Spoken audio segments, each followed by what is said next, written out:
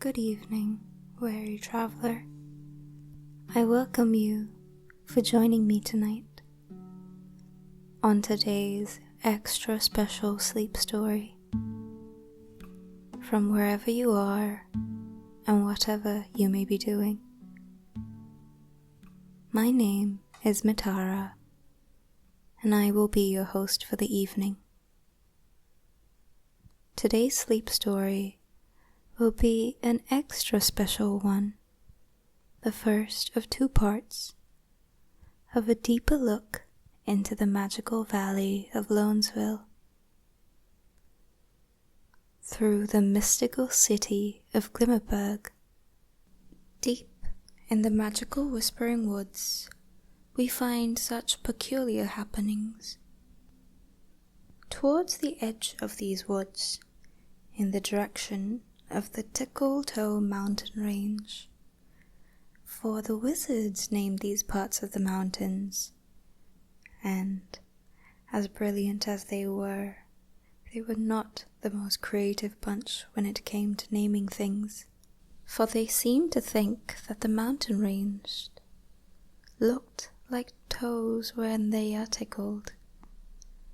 The scientists of the highest order in Glimmerberg scorned on this, calling it extremely unprofessional, but oddly accurate. Here lies what most consider to be an abandoned tower, made of colossal black stone, stacked upon each other. Not quite structurally sound looking, but it has stood there for centuries. So who is to question its structural integrity, really? This tower is built sky high, past the highest canopies of the tallest trees, grazing the clouds. You might come here in the middle of a hot and humid summer's day to find a light drizzle over the tower. The sun may still shine, but the grass will be dewy. During the monsoon, coming here is almost impossible, for the rain would have flooded the area a foot high. This odd phenomenon does not span very far off from the tower. It seems to be a property of the tower itself. So, for this reason, most of the villagers stay clear of it. Abandoned as it may look, the people of Glimmerberg know that for centuries the sane inhabitant has lived here all his life. One of the great mages of the 13 moons. This evening is not particularly hot, nor a rainy one. Yet, for the tower, the ongoing drizzle continues. Raindrops gently sliding off the leaves of the trees and blades of grass. The two large mulberry trees on either side of the tower, laden with ripe berries of blacks, purples, and deep reds, all glisten in the setting sun from the rain. And as the dusk settles in, looking off at the distance, grey clouds seem to be looming in, looking for a place to unleash their wrath. But tonight, we fortunately won't have to worry about the rain. From the second floor of the tower radiates a soft, warm light, illuminating the room inside. Observing a while longer, a puff of gentle smoke floats out through the open window into the cold air outside. The contrast of the cozy yellow against the dreary blue and grey backdrop of the outside is inviting, and there seems to be movement from the window. Someone is walking back and forth. Inside, on the stove, a kettle is going, rattling against the heat of the fire, not yet hot enough to whistle. The mage floats across the counter to a tall cupboard, opening it and unveiling about 100 different mugs. They are all color coordinated, starting from a pure swan white, and at the very top, the darkest looking black mug. In between, a rainbow of mugs. Cups in all shapes and sizes. One looks like a miniature cabbage. Another, a mushroom with baby spores sprouting out of it. One looks like a beehive with tiny little bees floating around, hard at work collecting honey. These mugs are no ordinary mugs. No surprise being the mugs of a powerful mage. They are enchanted.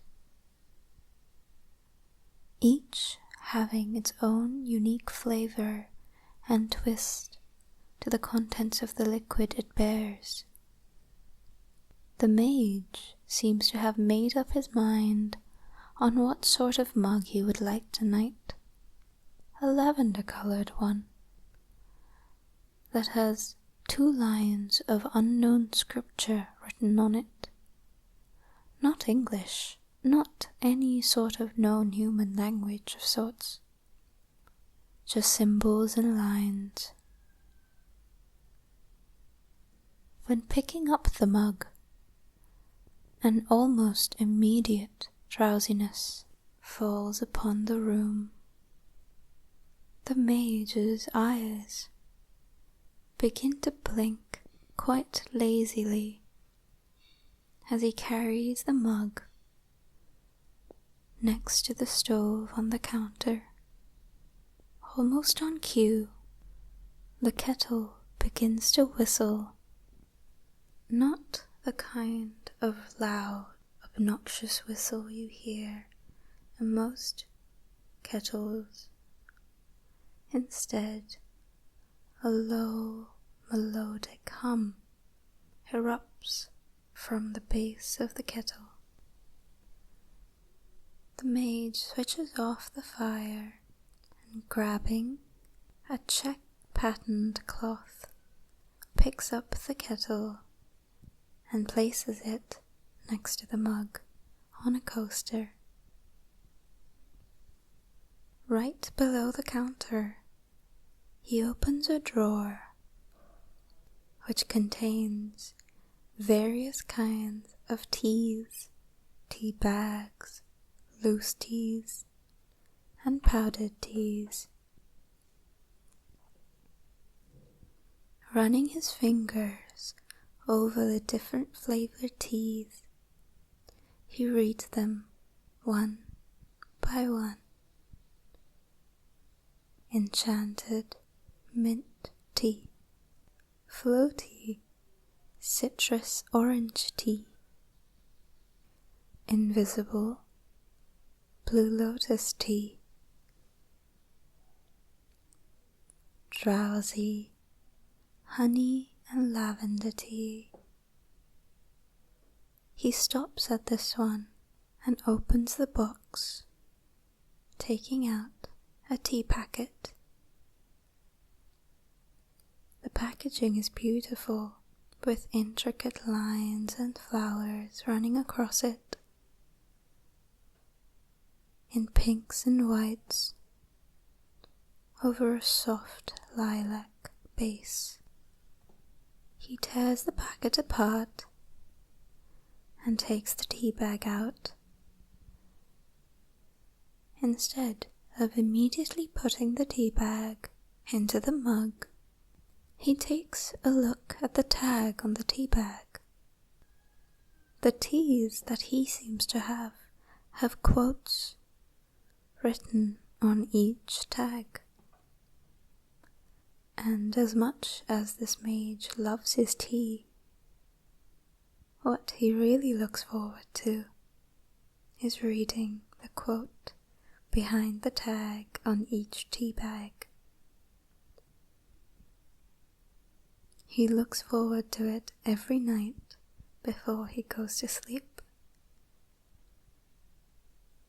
Reading the tag, it says, "Whatever is meant for you will come your way." Smiling to himself, the mage places the tea bag in the mug. He likes his tea extra sweet, so closing the bottom drawer, he now opens an overhead cupboard full of condiments like sugar, honey, more tea, more coffee, jams, and different kinds of spreads. He takes the pot of honey out, and then, taking the kettle, he pours the hot water into the mug, filling it all the way.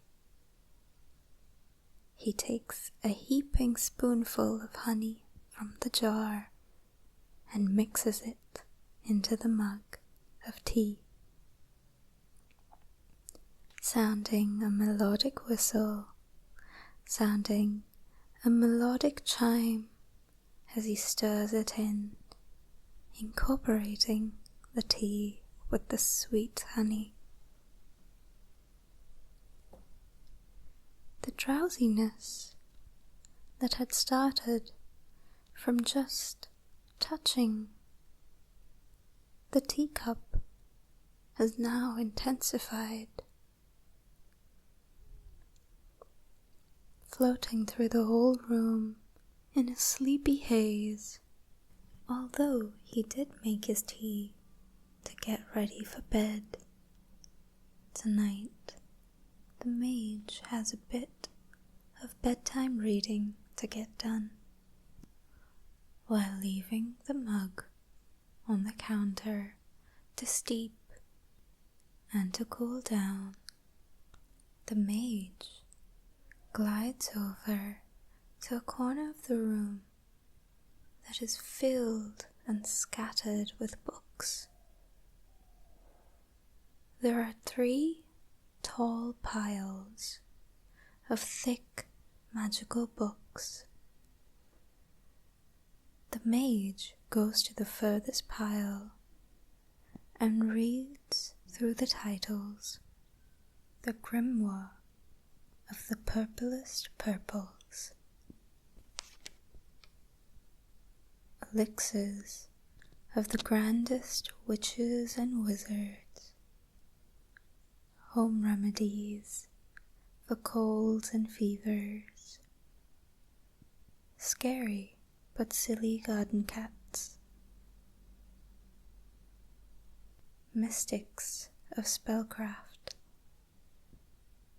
"Basics of Wandcraft, Class 5," "The Sleepiest Dreams of All the Lands," by Agatha Bonwan.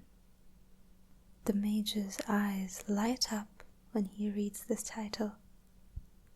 Standing on his tiptoes, he reaches for the book and dusts off all the little dust bunnies off the cover of the book. The little dust bunnies scatter around, squealing quietly, for they're quite small and their voices aren't very loud, and they run to hide inside the sofas and under the carpet and in the pages of other books. The mage takes his book under one arm,